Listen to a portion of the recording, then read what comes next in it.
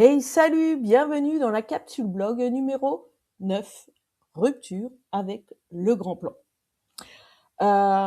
C'est un moment clé, une réflexion clé à un moment donné de ma vie où je me suis posé la question sur ma spiritualité, sur ce que cette spiritualité proposait, sur comment elle m'enchaînait. Elle avait fini par m'enchaîner au travers des phrases toutes faites que moi-même je pouvais dire aux autres, ou voilà. Et du coup, recadrer ma façon de voir les choses, de vous accompagner également.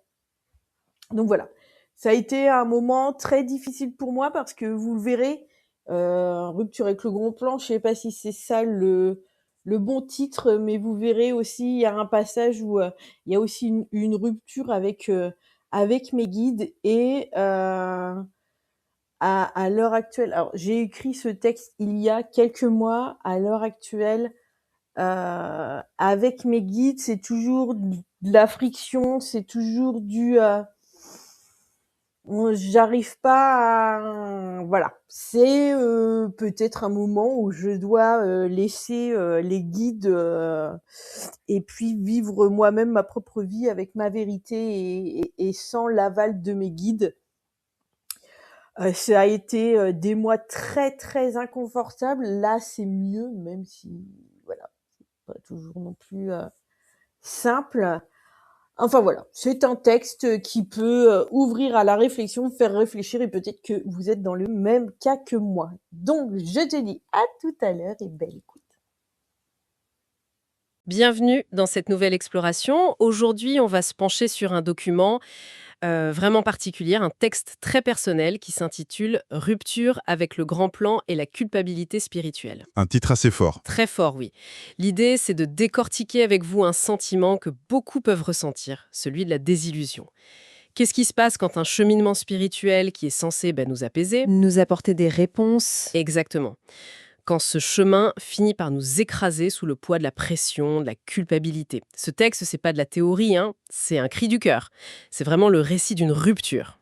Et c'est ça qui fait toute la force de ce texte, je trouve. C'est un regard brut, direct, sans filtre, sur le grand écart qu'il peut y avoir entre les promesses de la spiritualité moderne et, euh, Et la vie de tous les jours. et la réalité.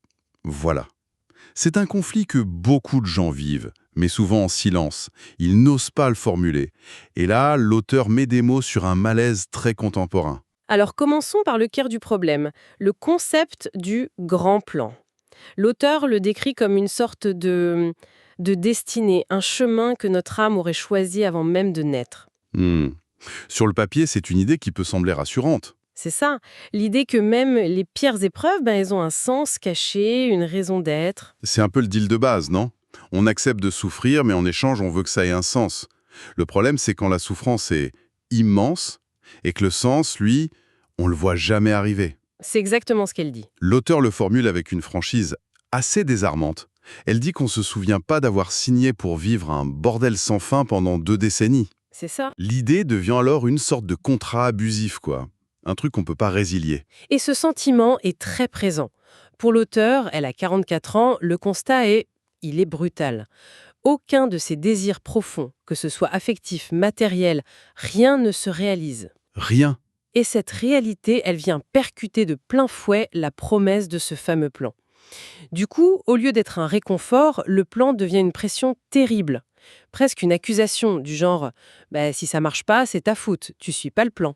Et là, on touche au premier glissement dangereux. Le grand plan, qui devait à la base donner du pouvoir en offrant une perspective, finit par en enlever. Ah oui. Bah oui. Il devient la justification parfaite pour l'échec. Ou pour l'inaction. Si tout est déjà écrit, pourquoi se battre? Si les difficultés sont choisies, alors il faut juste les accepter. Sans broncher. Voilà. La croyance qui devait être une carte routière devient une cage.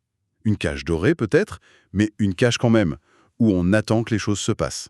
C'est une perte de contrôle totale, mais déguisée en lâcher-prise.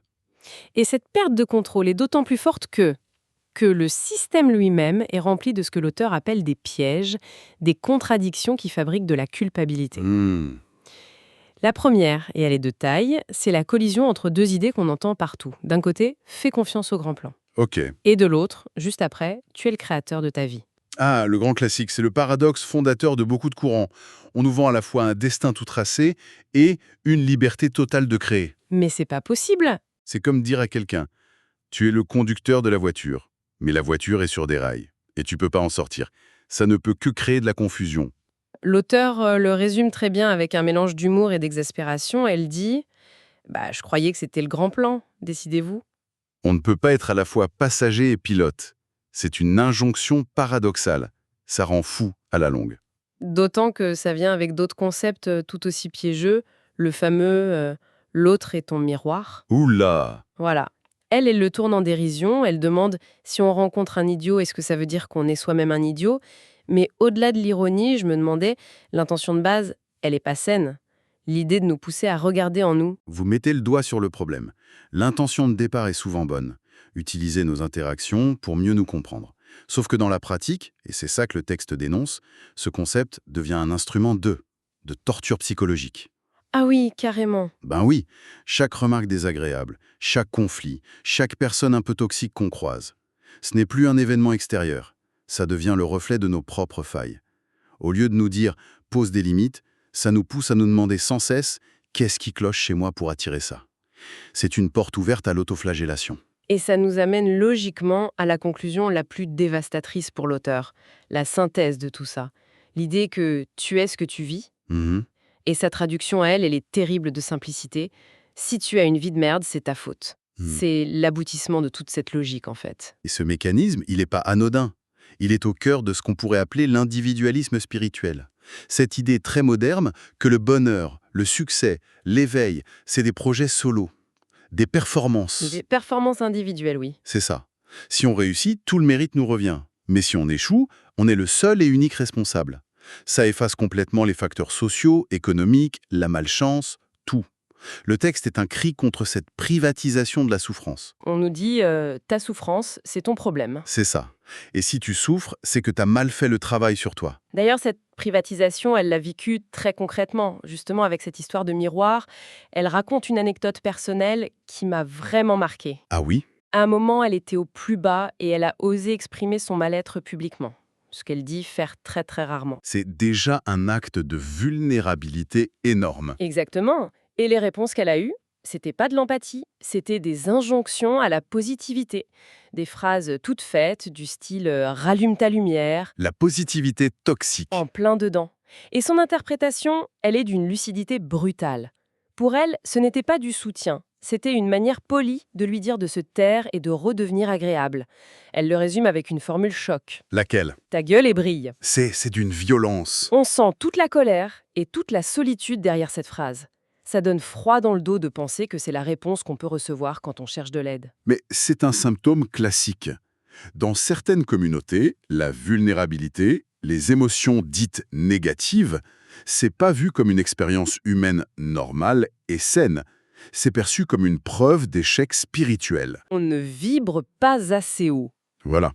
T'es triste, t'es en colère. C'est que tu vibres pas assez haut, que t'as pas assez travaillé sur toi. Du coup, la détresse de l'autre devient dérangeante. Elle vient fissurer l'illusion collective d'un bonheur parfait. Alors, au lieu d'écouter, on renvoie l'autre à son supposé échec avec des platitudes. C'est une forme d'exclusion très subtile qui isole au moment où on a le plus besoin de lien. Et c'est cette accumulation de contradictions, de culpabilité, d'isolement qui a mené l'auteur au point de rupture. Elle décrit ce moment où elle a décidé de dire, et je la cite encore, « fuck au grand plan et à ses guides C'est un rejet total viscéral. ». Complètement. C'est un acte de rébellion existentielle. C'est dire « ce système ne marche pas pour moi, donc je quitte le système ». Et qu'est-ce qui a été la goutte d'eau? C'est l'incohérence des messages qu'elle recevait sur des choses très concrètes de sa vie. D'un côté, pour un projet pro, on lui disait « n'attends pas, agis maintenant D'accord, une injonction à l'action. ». Voilà. Et de l'autre, pour sa vie sentimentale, le message était l'opposé « patiente sans fin ». Une patience qui, précise-t-elle, dure depuis plus de 10 ans. 10 ans? Oui, avec toujours cette promesse vague d'un bientôt qui n'arrive jamais. Le contraste est saisissant. On exige d'elle d'être une chef d'entreprise proactive dans sa carrière. Et une sainte contemplative dans sa vie amoureuse. C'est intenable comme position. Complètement. Et il faut ajouter le contexte, hein. 25 ans de solitude affective, 25 ans de galère financière, et ce sentiment épuisant de devoir nettoyer sans fin les boulettes familiales. Le poids du transgénérationnel. C'est ça. Sans jamais voir d'amélioration dans sa propre vie. Elle a l'impression de passer son temps à balayer devant la porte des autres pendant que la sienne s'écroule. Et là, la rupture devient inévitable. Ce n'est plus un débat intellectuel sur des concepts. C'est une question de survie. Oui, c'est ça. Son corps, ses émotions, sa réalité matérielle crient que le système de croyance ne la nourrit plus. Au contraire, il la maintient dans la privation. Elle rejette un système qui demande une foi aveugle et un travail sur soi incessant, sans jamais livrer de résultats dans les domaines les plus importants de la vie, l'amour, la sécurité. C'est une rébellion du concret contre l'abstrait. Ce qui nous amène à la situation finale, et c'est la plus vertigineuse. Après cette rupture, il y a le vide. L'auteur décrit ça comme un réveil brutal, la fin d'une longue illusion. Tout le cadre qui donnait un sens à sa vie, même un sens douloureux, s'est effondré. Le filet de sécurité conceptuel a disparu. C'est ça. Et elle pose alors la question la plus déstabilisante du texte, celle qui reste en suspens. Elle demande « Maintenant, j'ai foi en quoi ?» Elle anticipe même la réponse un peu facile qu'on pourrait lui faire « Crois en toi ». Et elle la désamorce tout de suite avec une autre question qui est terriblement légitime. Comment on croit en soi quand on accumule les échecs sans fin ? C'est une question d'une honnêteté brutale. Et c'est tout le courage de ce texte. Il ne se termine pas avec une nouvelle solution, une nouvelle croyance clé en main. Non, pas du tout. Il se termine dans ce no man's land existentiel. Elle a quitté le guidage externe, le plan, les guides, mais la confiance interne, elle, a été pulvérisée par des années d'épreuves. C'est une situation de suspension totale. Que fait-on quand on ne peut plus croire ni au monde, ni en soi ? Exactement. Et le texte n'a pas la prétention de répondre. Et c'est ce qui le rend si puissant. Il nous laisse avec le vertige de la question. Pour résumer le parcours, donc, on est parti d'une adhésion à un grand plan pour arriver à un rejet total, un rejet motivé par les contradictions, la culpabilité et surtout l'absence de changement concret. C'est un témoignage très fort sur cette rébellion contre une spiritualité qui parfois, au lieu de soigner, finit par nier la réalité de la souffrance. C'est une excellente synthèse. L'idée principale qui se dégage, c'est l'importance vitale de passer n'importe quel système de croyance au crible de sa propre expérience. Le signal d'alarme que tire ce texte est clair. Quand un chemin spirituel ou autre commence à générer plus de souffrance que de paix, plus de culpabilité que de libération, il est peut-être temps de le remettre en question. Voilà. Ce texte est une ode à la légitimité du réel, du concret, du vécu, face à des dogmes qui peuvent parfois nous déconnecter de nous-mêmes. Et pour, peut-être, prolonger la réflexion, le texte s'arrête en demandant en quoi croire, désormais. Mais ça ouvre une autre question, qui est peut-être encore plus fondamentale. Laquelle ? Une vie a-t-elle vraiment besoin d'un grand plan ou d'un système de croyances externes pour avoir un sens ?